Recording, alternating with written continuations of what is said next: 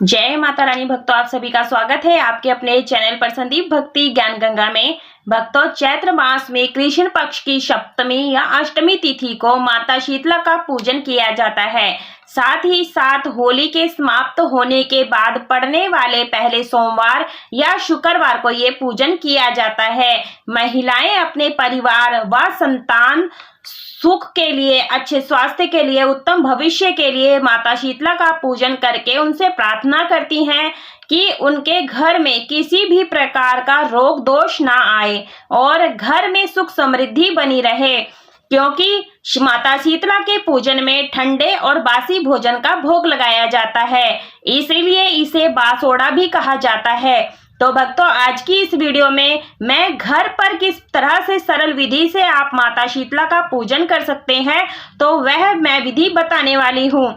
सुबह सुबह स्नान, तड़के स्नान करके आदि निवृत्त होकर के शुद्ध वस्त्र पहनने चाहिए। उसके बाद इस पूजन को किया जाता है, मतलब सूर्य उदय से पहले इस पूजा को कर लिया जाता है, क्योंकि ऐसा कहा जाता है कि सूर्य की किरणें पृथ्वी पर पड़ने से पहले बासोड़ा पूज लेना चाहिए।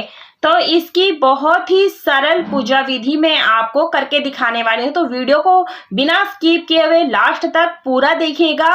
और वीडियो अच्छी लगती है तो वीडियो को लाइक कीजिएगा, ज़्यादा से ज़्यादा शेयर कीजिएगा और चैनल को सब्सक्राइब नहीं किया है अब तक तो कर लीजिएगा। तो देखिए भक्तों, हमें यह पूजन सुबह सुबह में करना है, तो आप इस प्रकार से एक चौकी लगा ले और चौकी को अच्छी प्रकार से सजा ले। लाल वस्त्र या पीला वस्त्र बिछा ले, आसन बिछा ले और इस तरह से फूलों से आप अच्छी प्रकार से सजा लें। तो देखिए, इस प्रकार से हमने सजा लिया है और हम यहाँ पर फूलों का आसन देंगे, क्योंकि माता शीतला की पूजा में ठंडी चीजों का ही यूज होता है। तो देखिए, मैं यहाँ पर माता शीतला की फोटो या तस्वीर जो भी हो आपके पास वो स्थापित कर ले। यदि फोटो या तस्वीर नहीं है तो आप नेट से भी डाउनलोड करा सकते हैं और ले सकते हैं। उसके बाद में हम फूलों का आसन देकर के गणेश भगवान को भी विराजमान कर लेंगे। देखिए भक्तों, शीतला माता की पूजा वैसे तो आपको मंदिर में जाकर करनी चाहिए, लेकिन कई बार कारण ऐसे हो जाते हैं कि हम मंदिर नहीं जा पाते हैं। तो देखिए, माता शीतला की पूजा में आटे का दीपक, घी की बाती लगा करके गोल बाती और धूप बत्ती की हम स्थापना कर देंगे, क्योंकि यहाँ पर हमें दीपक प्रज्वलित नहीं करना है। तो देखिए, अक्षत और पुष्प लेकर के हम सभी देवी देवताओं का आवाहन करेंगे कि आप आइए, हमारी चौकी पर विराजमान हो जाएं और अपनी पूजा करने का सौभाग्य हमें प्रदान करें। ऐसी हाथ जोड़ करके प्रार्थना करनी है। तो देखिए, हमें मिट्टी के पात्र में मैंने दूध की मलाई डाली है, आप घी मक्खन भी ले सकते हैं। और उसके बाद में हम पुष्प की सहायता से थोड़े से जल से छींटा लगा देंगे, क्योंकि अगर मूर्ति होती तो हम स्नान करा देते, लेकिन हम पुष्प की सहायता से सिर्फ जल के छींटे से स्नान कराएंगे। तो इस प्रकार से हमें शुद्धिकरण करना है, पवित्रीकरण करना है। भक्तों, मंदिर नहीं जा पाते हैं तो आप बासोड़ा किस तरह से पूज सकते हैं, उसकी बिल्कुल सरल विधि मैं आपके साथ शेयर कर रही हूँ। तो मैं यहाँ पर गेंदे की फूल की माला अर्पित कर रही हूँ, क्योंकि माला बड़ी थी तो मैंने छुआ करके उनके चरणों में ही रख दिया है। गणेश भगवान को हम यहाँ पर जनेऊ समर्पित कर देंगे, वस्त्र रूपी कलावा समर्पित कर देंगे। माता रानी को हम यहाँ पर लाल चुनरी अर्पित कर देंगे। तो इस प्रकार से आप जरूर से माता को अर्पित करें। तो देखिए, माता के पूजन में हल्दी का विशेष महत्व होता है। शीतला माता के पूजन में तो आप हल्दी से टीका लगाएं, रोली से टीका लगाएं। जैसे कि रोली गर्म होती है तो आप यहाँ पर लाल सिंदूर भी ले सकते हैं, माता को सिंदूर से टीका लगाएं। और यहाँ पर शीतला माता के पूजन में 7 अंक का और 8 अंक का विशेष महत्व होता है। तो मैंने प्लेट में ही 7 टिकियां हल्दी की और यहाँ पर जो सिंदूर मैंने घोल लिया था उससे हम टीका लगा देंगे, तो हमारा ये टीका संपूर्ण हो जाएगा। यदि आप सप्तमी पर पूजन कर रहे हैं तो आप 7 टीका लगाएं। यदि आप अष्टमी पर पूजन कर रहे हैं तो आपको 8 बिंदियां लगानी होती है। तो इस तरह से हम गर्धव की भी पूजा करेंगे साथ साथ में, और दीपक का भी पूजन करते हुए चलेंगे। तो इस प्रकार से हमें सभी का पूजन करना है चंदन रोली से, और हम यहाँ पर वस्त्र रूपी कलावा सभी को समर्पित कर देंगे। तो देखिए भक्तों, यह जो पूजन होता है ना, ये सुबह सुबह में सूर्य उदय से पहले हमें कर लेना चाहिए। तो देखिए जो भी आपके पास पुष्प हो वो आप समर्पित कर दें।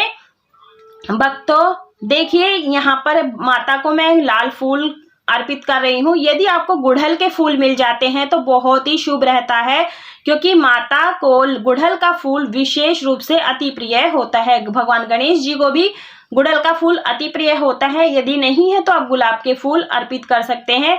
उसके बाद में हम यहाँ पर अक्षत सभी को समर्पित कर देंगे, तभी हमारी जो ये पूजा है संपूर्ण मानी जाती है।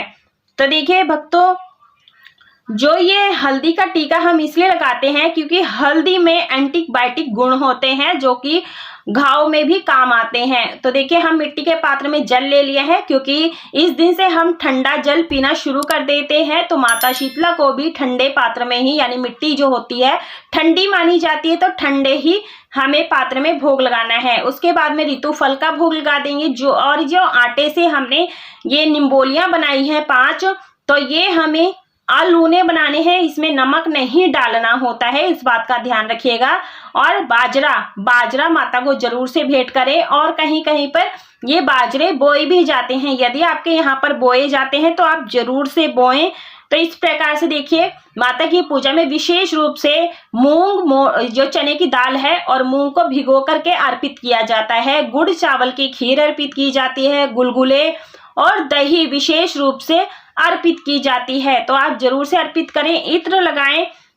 तो देखिए आपके यहाँ पर अगर कुंडारे भरे जाते हैं तो आप कुंडारे भी भर करके 5 या 7 अर्पित कर सकते हैं। और भगवान की पूजा में गुलाल का विशेष महत्व होता है, तो आप गुलाल जरूर से अर्पित करें। तो भक्तों जो ये बासोड़ा पूजन है, घर की सफाई आप पहले दिन डीप क्लीनिंग कर लें, क्योंकि सप्तमी यदि आप पूज रहे हैं तो छठा दिन होता है, उस दिन आप अच्छे से घर की साफ सफाई कर लें, क्योंकि जिस दिन हम शीतला माता का पूजन करेंगे उस दिन घर में झाड़ू पोछा नहीं लगाना है, इस बात का ध्यान रखिए। चूल्हा भी नहीं जलाया जाता है।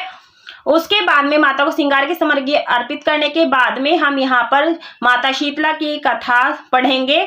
तो ये आप पूजन जरूर से करें और बहुत ही शुभ रहता है। थोड़ा सा जल लेकर के हम सभी चीजों को मिनस देंगे। तो भक्तों जो ये व्रत रखते हैं उन्हें मीठे व्रत, जैसे उस दिन व्रत रखना होता है उसके बाद ही अलग कर सकते हैं। भक्तों ये जल का पात्र है, इसे आप अपने परिवार जन में जरूर से आंखों पर लगाएं, इससे आंखों को ठंडा प्रदान होता है, ठंडक मिलती है। होली पर बड़कुले बनाए थे, बड़कुले की माला शीतला माता को जरूर से अर्पित करें।